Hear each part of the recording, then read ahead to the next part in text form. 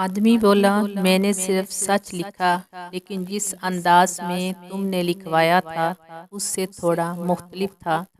میں نے لکھا، آج کا دن بہت خوبصورت ہے، لیکن میں اس قابل نہیں کہ اس کا نظارہ کر سکوں۔ آدمی نے اندھے کو مخاطب کر کے کہا،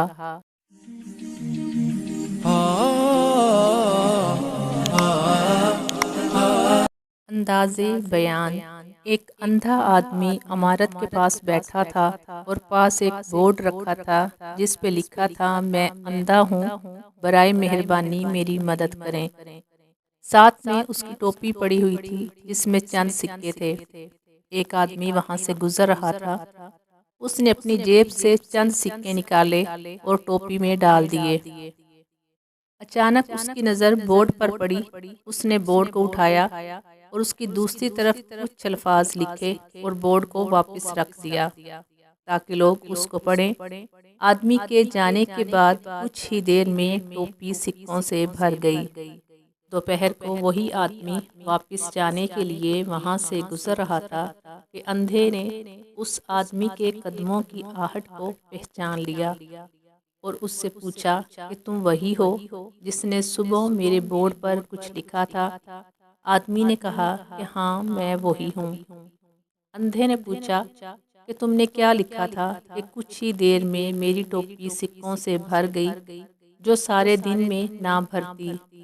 آدمی بولا، میں نے صرف سچ لکھا، لیکن جس انداز میں تم نے لکھوایا تھا اس سے تھوڑا مختلف تھا۔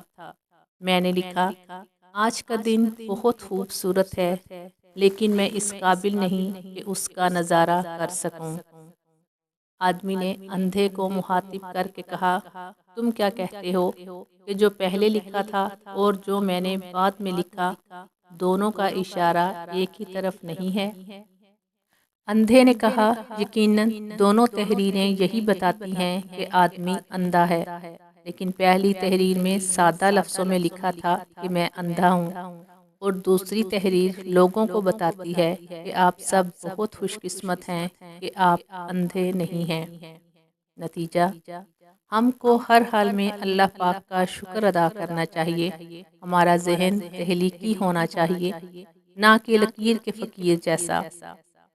ہمیں ہر حال میں مثبت سوچنا چاہیے، افسوس کے بغیر اپنے ماضی کو تسلیم کریں، اعتماد کے ساتھ حال کا سامنا کریں، اور خوف کے بغیر مستقبل کے لیے تیار رہیں۔